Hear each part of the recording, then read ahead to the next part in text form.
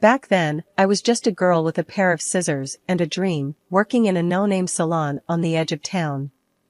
My life was as ordinary as they come, filled with small talk, hair dye, and the buzz of hair clippers.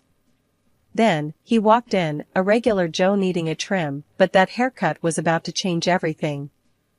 "Hey, got time for a walk-in?" he asked, poking his head around the door, casual, like he was just in the neighborhood. I glanced up, meeting his gaze for the first time.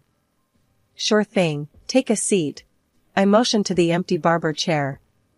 He sauntered over, all easy confidence, and plopped down.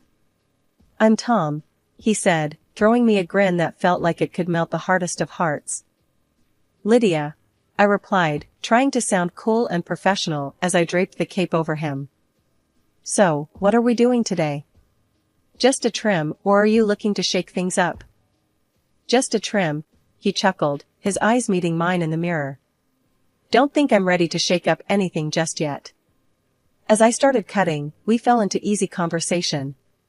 Turns out, we both had a thing for old rock bands and crappy horror movies. Who would have thought, right? He had this way of talking, like he genuinely cared about what I thought. It was refreshing, made me laugh more than I had in a long time. "You know, you're the first hairdresser I've met who knows more about Zombie Island Massacre than I do," he joked, as I snipped away.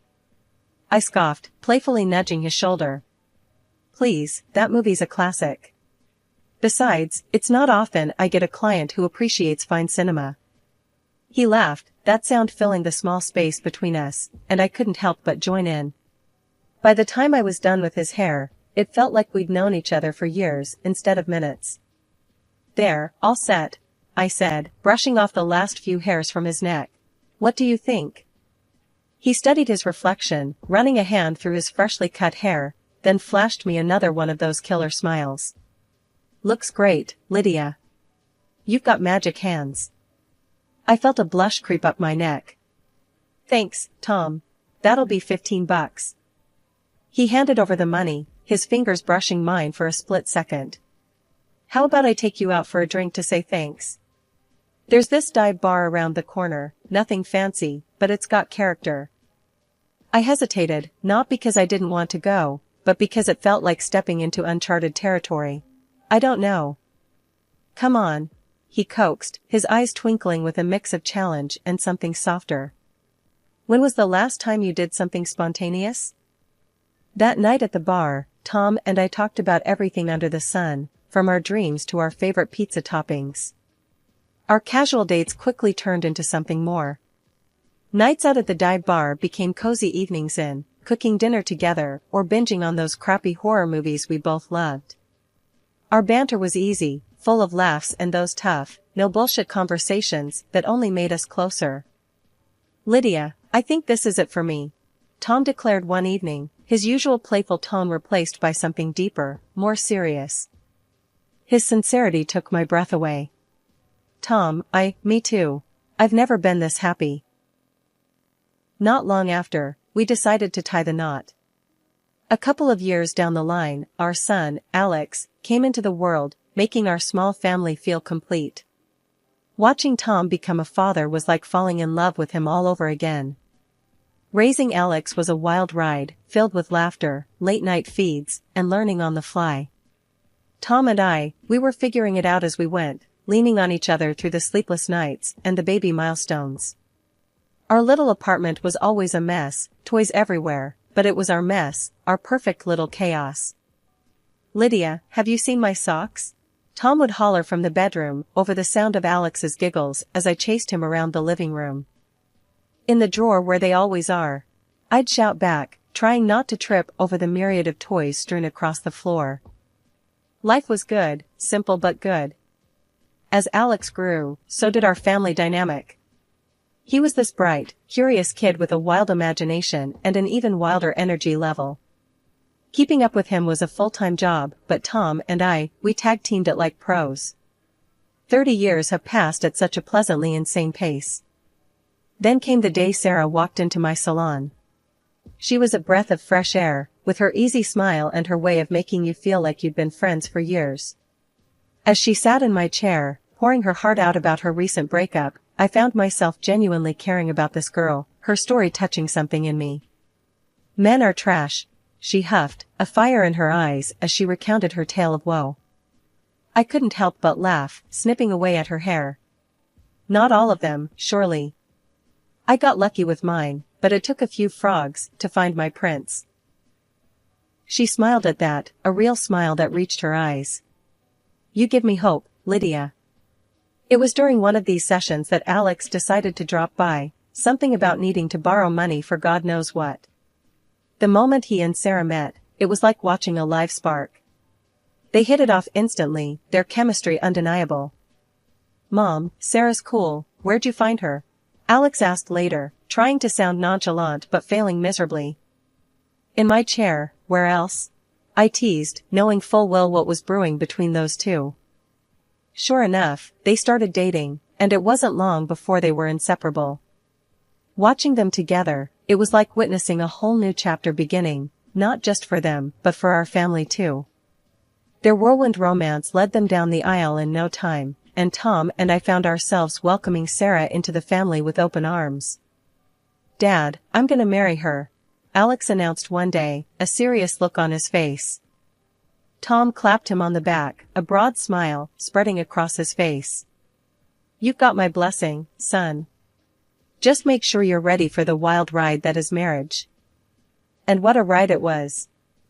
Their wedding was a simple affair, much like ours had been, but it was perfect. There was laughter, dancing, and an overwhelming sense of joy that filled the air. Welcome to the family, Sarah, I said, pulling her into a hug. You're stuck with us now, for better or worse. She laughed, hugging me back. Wouldn't have it any other way, Lydia. Our family gatherings became the highlight of our weeks, filled with good food, great company, and the inevitable stories of Alex trying to impress Sarah with his not-so-impressive cooking skills. Mom, tell Sarah about the time I made that 3-course meal, Alex would say, puffing out his chest with pride. I'd exchange a knowing look with Sarah, then dive into the tale, embellishing here and there for comedic effect. Well, the fire department only had to come once, so I'd say it was a success. Everyone would burst into laughter, the sound and melody that filled our home with warmth and happiness. Life has a way of throwing curveballs, and ours came hurtling out of left field. Tom, my rock, the guy who'd been by my side through thick and thin, started acting off. It was little things at first, staying late at work, business trips that seemed to pop up out of nowhere. Tom, you're working late again? I'd ask, phone cradled between my ear and shoulder as I tried to juggle dinner prep. Yeah, babe, big project. You know how it is. His voice came through, tired but edged with something I couldn't quite place. I did know, or at least I thought I did. But then the late nights started stacking up, becoming more the rule than the exception. And the gym? Tom hadn't stepped foot in one since I'd known him, and suddenly he's all about fitness, talking about getting in shape like it was his new religion. One evening, as he laced up his sneakers, I couldn't hold back my curiosity. Since when do you care about hitting the gym? He chuckled, a sound that used to warm me, but now felt like it was skating over something colder. What, can't a guy want to look good for his wife? His words should have soothed me, but they didn't. There was a gap between us that words couldn't bridge anymore. Then there was Sarah, our son's wife, who'd been like a daughter to us. She was in on these family dinners, laughing and joking, yet I noticed she'd started spending more time on her phone, smiling at texts in a way that seemed off. Who's keeping you smiling like that? I asked her one afternoon as we cleared up after lunch. Just a friend from work, you know how it is, she replied, her gaze darting away from mine a little too quickly. Yeah, I know how it is, I echoed, a sinking feeling in my stomach. Things came to a head when a friend of mine, Jenna, pulled me aside one day. We were at the market, and out of nowhere, she said, Lydia, I saw Tom at the hotel downtown, and he wasn't alone. My heart stopped. What are you talking about, Jenna? Tom's been on a business trip. She hesitated, then pulled out her phone, showing me a video. There he was, my Tom, arm around a woman. That alone was a gut punch, but when the woman turned her face towards the camera, the ground slipped away beneath me. It was Sarah. I felt like I was choking, the air too thick to breathe. This has to be a mistake, I whispered, more to myself than to Jenna. I wouldn't tell you if I wasn't sure, Lydia, Jenna said, her voice full of sympathy I didn't want or need. I nodded, numb, asking her to send me the video before we parted ways. When I got home, Tom was his usual self, asking about my day with that same distracted air. I looked at him, really looked at him, and saw a stranger where my husband used to be. Everything's fine, I lied smoothly, the words tasting like ash in my mouth. Just the usual day. I needed time to think, to plan, to figure out what the hell I was going to do. Later, alone in our room, I watched the video again. And there it was, the truth I couldn't deny any longer. All of Tom's late nights, his newfound love for the gym, it all made a sickening kind of sense. I sat there, phone in hand, feeling a rage and sorrow I didn't know were possible. Tom, the man I'd spent my life with, and Sarah, who I'd welcomed into our family with open arms, had betrayed me in the most unimaginable way. The days following the revelation felt like walking through a thick fog, each step heavier than the last. But I knew I had to clear the air, for my sake and Alex's. The decision to confront Tom and Sarah together weighed on me like a ton of bricks. My hand shook as I dialed Alex's number, my heart pounding against my ribcage. Hey, Mom, what's up? Alex's voice, always so full of life, cut through the silence of the room.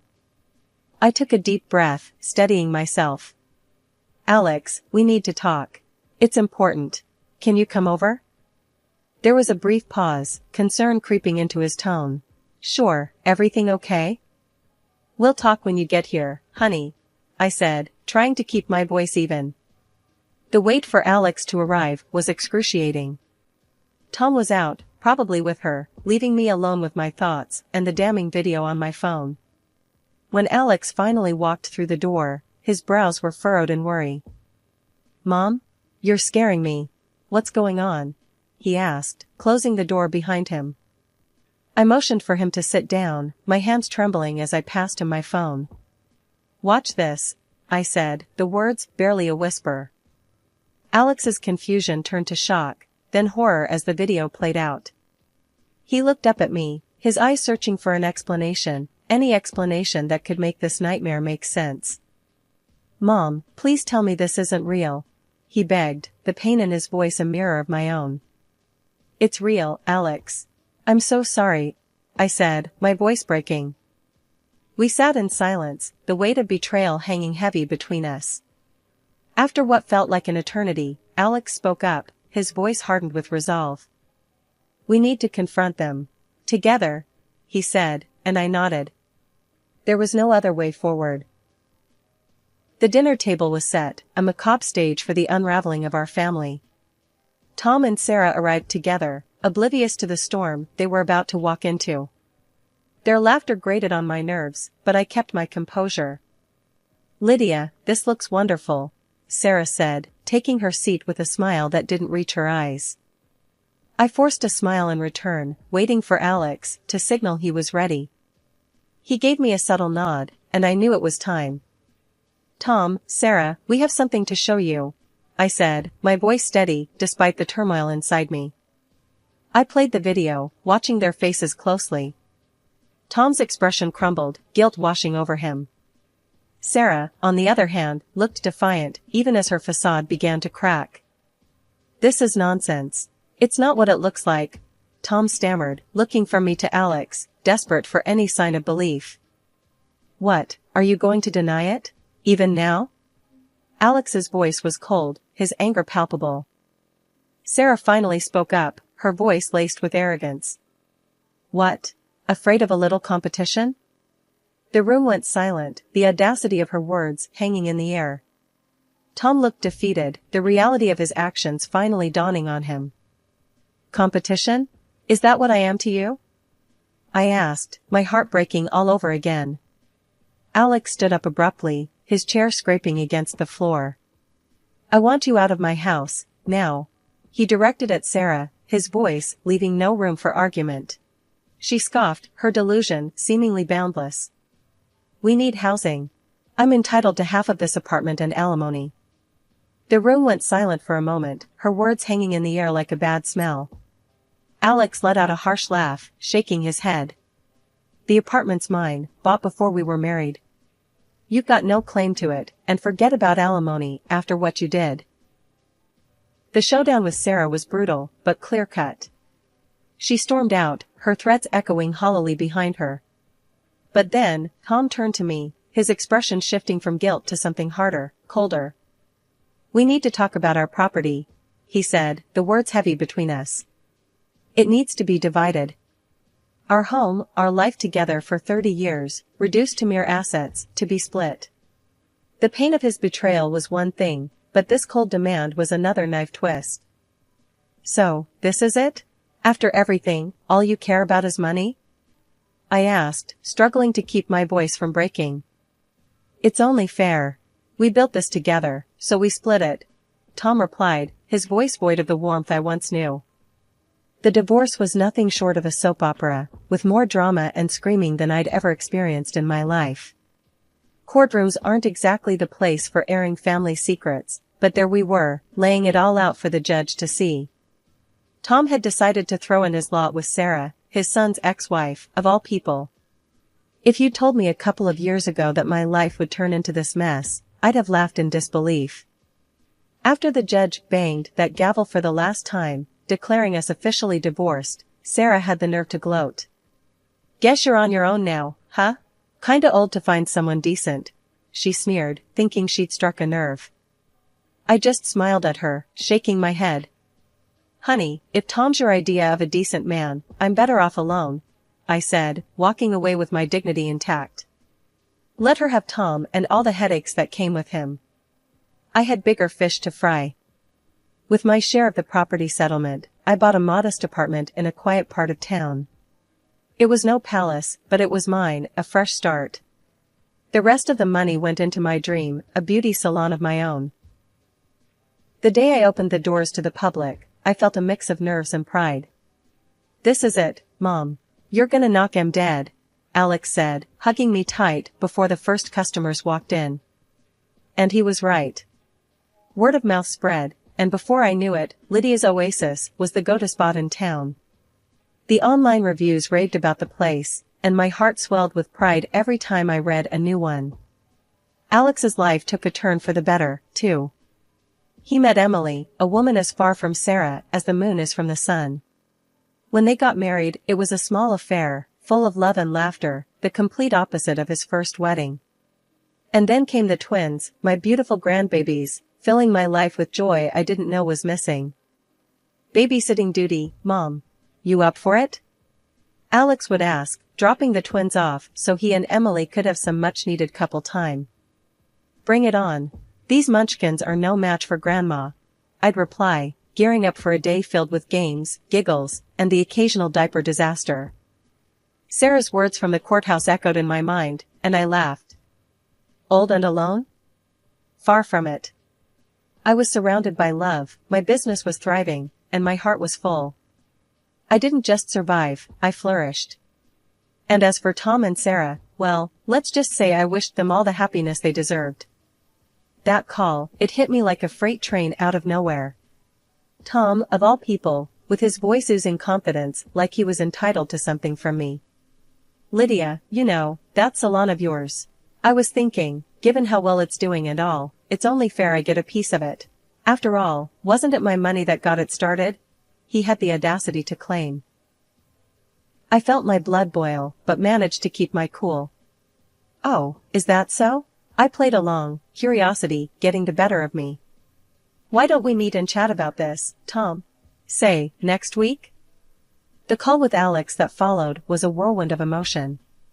Can you believe this, Alex? After everything, he still thinks he can squeeze more out of me. Alex was furious on my behalf. Mom, this is ridiculous. Let's dig up some dirt on him. A private investigator should do the trick. The week that followed was surreal. I was physically at the salon, but my mind was miles away, lost in thought and worry over what Tom was plotting. My staff and regulars could tell something was up. "You all right, Lydia? You seem distracted," they'd say. "Just an old ghost decided to pay a visit," I'd quip back, forcing a smile. But the anxiety gnawed at me, wondering what dirt the investigator would unearth. Finally, the report landed in my hands. The findings were a mix of the expected and the utterly shocking. Tom and Sarah's life wasn't the picture-perfect scene they had been painting. Oh, how the mighty had fallen. I couldn't help but laugh, a deep, guttural sound that surprised even me. With this in my arsenal, I was more than ready to face Tom. Walking into that bustling cafe, my stomach was in knots, but my determination was ironclad. Spotting Tom and his little family setup was like watching a bad soap opera live. He was there, grinning like a Cheshire cat, with Sarah, heavily pregnant, and this young dude introduced as her brother. Right off the bat, the scene was ripe with pretense.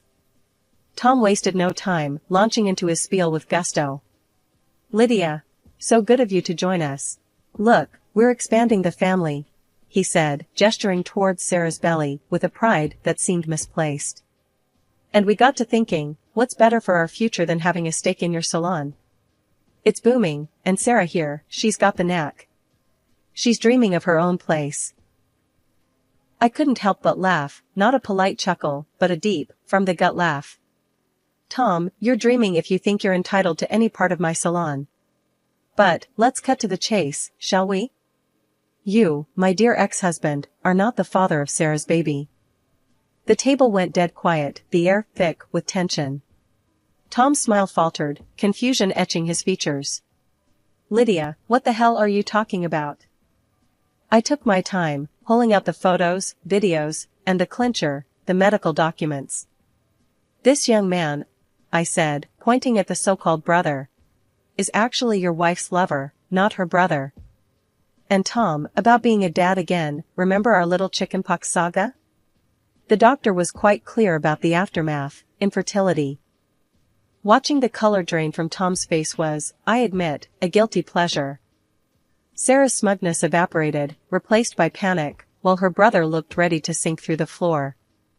Tom leaped up, rage contorting his face, turning towards the young man with fire in his eyes.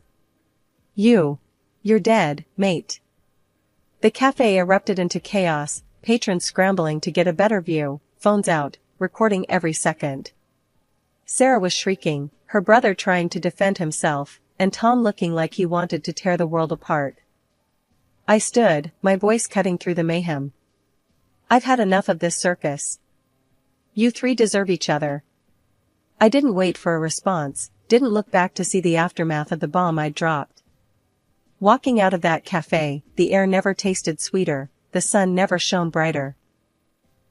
After the cafe showdown, life seemed to pick up speed, barreling towards a future I was eager to meet head-on. One morning, as I unlocked the salon's door, I was greeted by the familiar faces of my staff, each one a key player in my journey to rebuilding my life. "Morning, boss lady. Ready to conquer the day?"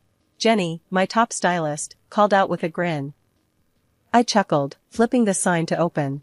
"With you lot by my side? Always." The day was a whirlwind of snips and styles, laughter, and gossip, the kind of day that reminded me why I'd fallen in love with this business in the first place. As we were closing up, Alex and Emily stopped by, the twins in tow, their faces smeared with what looked suspiciously like chocolate. "Grandma, look what we made at school today," one of the twins, Mia, exclaimed, holding up a drawing that was more abstract than anything. I crouched down to their level, pulling them into a hug. "This is going straight on the fridge, my little artists." Alex watched us, a soft smile on his face. "You're doing amazing, Mom. I'm proud of you." I stood up, ruffling the twins' hair. "We're doing amazing, Alex. This family, this life, it's more than I could have asked for." That night, as I sat on my balcony, watching the sunset paint the sky in hues of orange and pink, I couldn't help but feel grateful. Grateful for the struggles that had shaped me, for the betrayal that had tested me, and for the love that had seen me through. Tom and Sarah were now just footnotes in my story, a story that was far from over.